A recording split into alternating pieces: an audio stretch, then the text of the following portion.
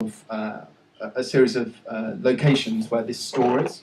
And I made this using our UI. So I could have used the JSON DSL, but I actually used the UI. And I'll just flip to the UI to show you that now. Okay. Okay, so here you can see on the left-hand side, this is the website. And on the right-hand side, it's like a wizard pane, and it just guides you through it. So I'm going to go into review the recording that I've already made. You can see that I've recorded something already. I'm going to record it again. So I just clear that, hit record. And so what we're doing in the app is we're tracking what's happening so that we can analyze that and then work out how to do the extraction later and how to do the playback.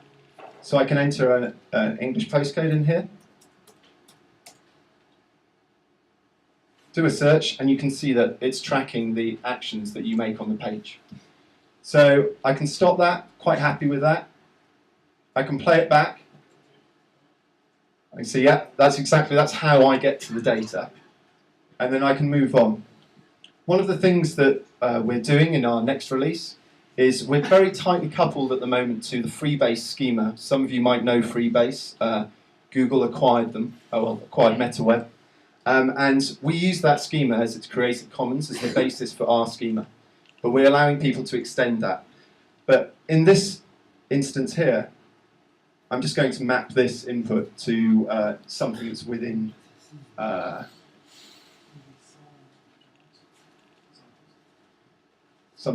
the schema existing.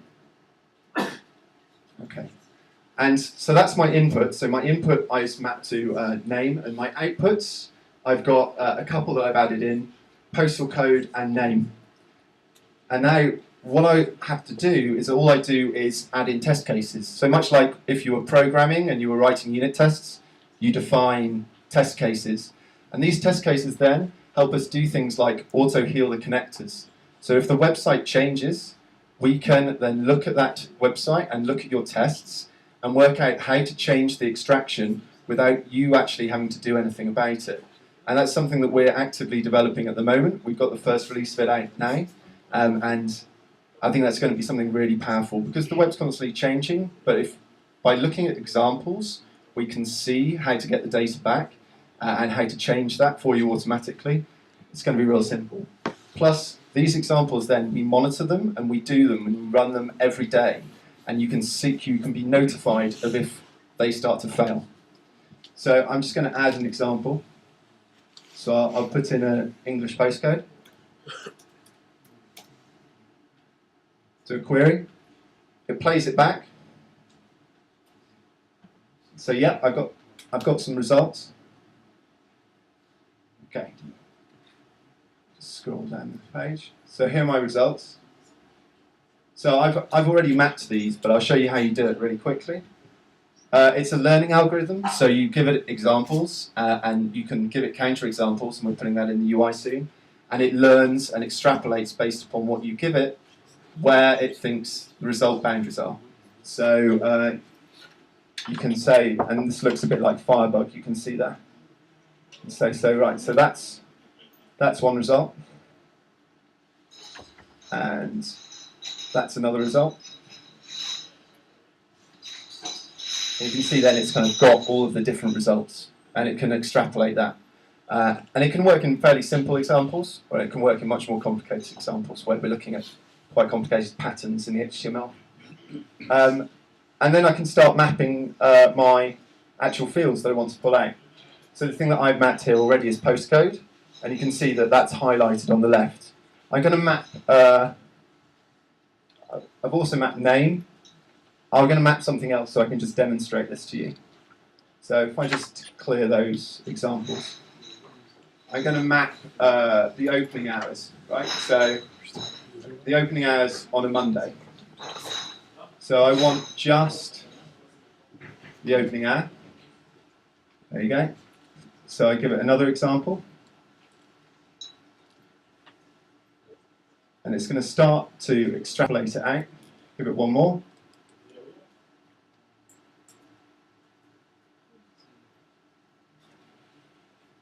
Yeah. And what it's doing in the background effectively is taking a set of examples and counterexamples generating regular expressions and XPaths. And you can effectively do that in the DSL yourself, or you can let the UI do it for you. So this is really powerful for business people or people who don't have the ability to actually do that for themselves.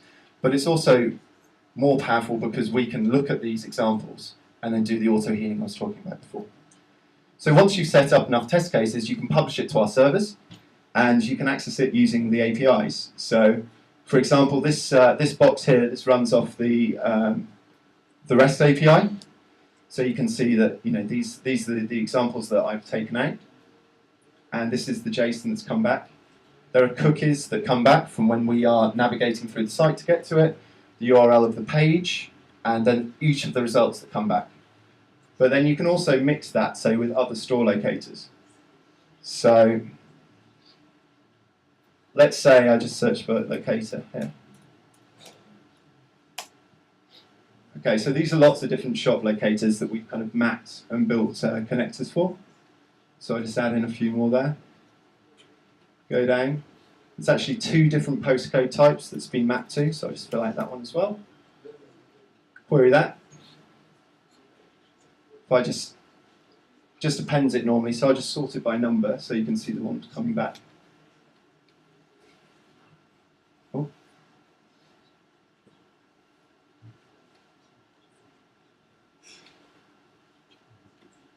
I haven't clicked that.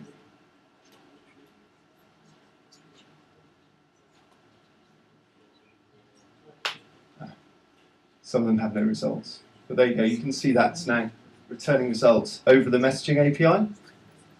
And the message log here shows you all of the comment messages that are coming backwards and forwards. And we have client libraries that help you integrate that into your application. So I'm just going to switch back quickly to my slides and finish.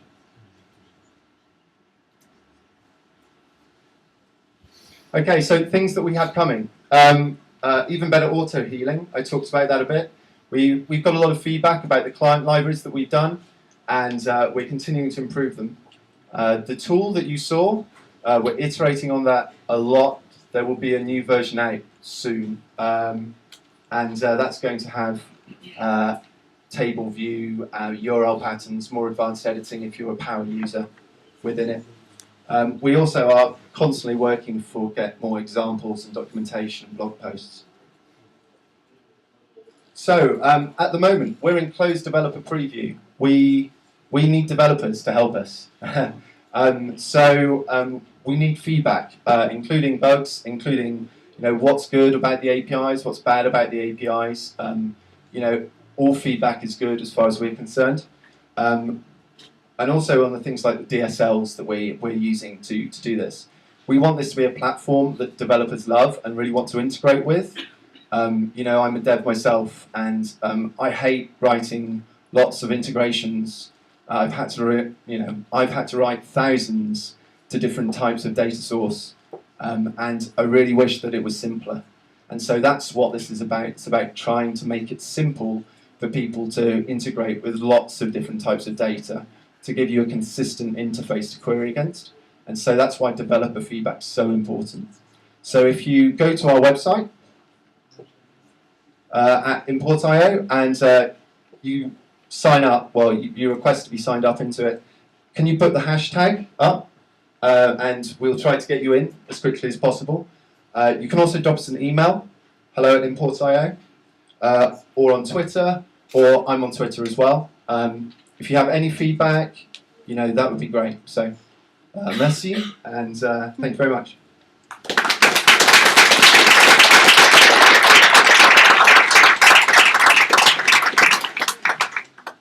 Si vous avez une ou deux questions aussi, vous pouvez en profiter maintenant. Est-ce que ça veut dire En anglais C'est elle est en français. Elle est en français, en français. Does it mean that you can squeeze the advertisement on the website? I don't quite understand. Okay, you want to create another website with the same information but without add banners. Okay, so you can you can extract data from a website. We do have the ability for people who own the website to say no and to block. However, you know, we have a longer vision for this about people being able to monetize data.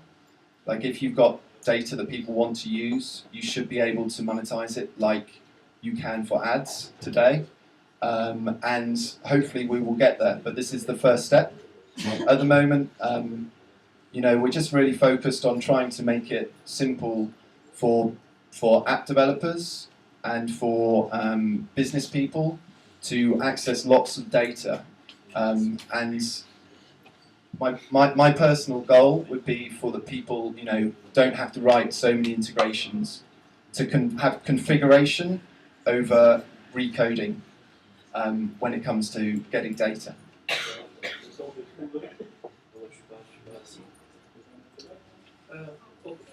What are the formats you can use to export the data you get? So the format that comes back is in JSON.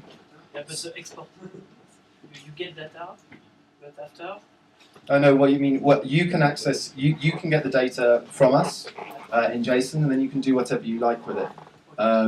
So I mean, we have people who we have, for example, an Excel connector. So you know, if you want to put it into Excel directly, you could. We have .NET libraries that we're going to release for that. You know, or you can put it in HTML, or you know, we have functionality that allows you to copy it to the clipboard so you can paste it. I mean, it really depends. It's meant to be really flexible. Really, we're a platform. We're about providing an API to people. What people want to do with the data, you know, hopefully people could make cool things. You know, we've seen a number of people do apps that have kind of won, you know, app competitions using kind of data from our site, and that's exciting because that data wasn't easily accessible before, and it would have taken them too long to get to it. So it saved them time and made it easy. C'est tout? Question? It is meant to be used in production in terms of scalability. Are we supposed to have one unique access to one data source, or can have much? Yeah, I mean it's elastically scales. It's patent pending technology that means that you know the same technology is used by people to service kind of millions of requests per day on commodity hardware. So you know we are constantly trying to push you know our load testing on EC2 to see how well it'll scale. Often we can scale better than people who provide data, so it's not a problem for us so much. Do you support long polling? Yeah, so the Comet API is long polling. People sometimes ask why not WebSockets, because it's buggy at the moment, and also the support for proxies is bad. But yeah, I'm you know, that's the kind of, we have a vision of using messaging APIs. The architecture that we have isn't tied to Comet and long polling, but that's what works best today, so that's what we use today. We will probably have other implementations. I've been playing around with a Stomp implementation, like in my spare time. And we'll, you know, if things become popular, we'll release new APIs. Okay. Thank you very much. Oh, sorry, there's one more. Okay, one more question. How much does it cost for a big company to use your service? It's a very good question. So it's a freemium model. So if you are using up to a certain quota, like most things, it's free. So the idea would be to let developers and startups use it for free, and then when companies get bigger, they have to start paying for it. Pricing models, you know, I don't think we're a startup ourselves. You know, we've been going like for about just under a year now, and we're trying to work that out, and that will be something that comes out the next period. Will it be a single fee? Oh no, I think it'll probably be transaction based. For instance, if I use the example you showed with the store locator Mm-hmm. for a retailer company, and they use it to develop a mobile app, Mm-hmm. maybe one fee for one mobile app, or the time multiplied by the number of users of the mobile app? No, I think that we will be transactional, as in we will probably look at the throughput that you're putting through our servers, and that's how it logically would make sense, because our costs are relative to the load that you're putting on, and the load that you're putting on is relative to the number of queries that you're doing, or the number of the amount of processing power, and that's normally related to the number of pages we're processing. So I don't know, but as an engineer, that would seem logical. We can configure the caching and take profit of that caching to define the budget. At the moment, we don't. We're like a pass-through. We don't provide caching ourselves. However, this is a question I get asked a lot, and I'm really keen to get feedback, because one of the things that we could do is look at how we implement some kind of client-side caching of results within our libraries, being able to use things like local storage. But if you've got feedback on that, please tweet me, and I'd love to hear it. Okay, guys. Okay, thank If you. If you want to talk with Matt, also, okay, you can stand up, just Rich, and also Manu pour la version française.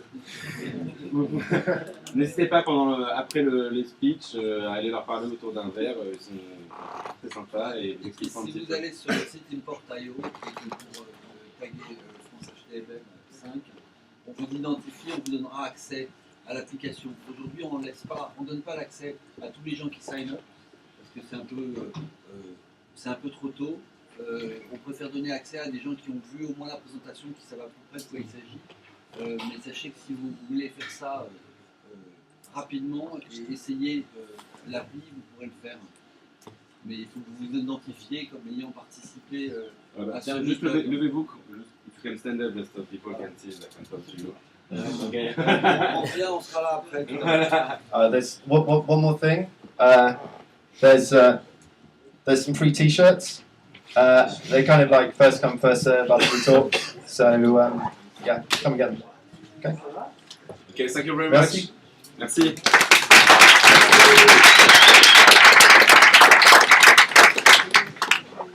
Donc merci à vous, vous avez compris, voilà, vous allez pouvoir tester le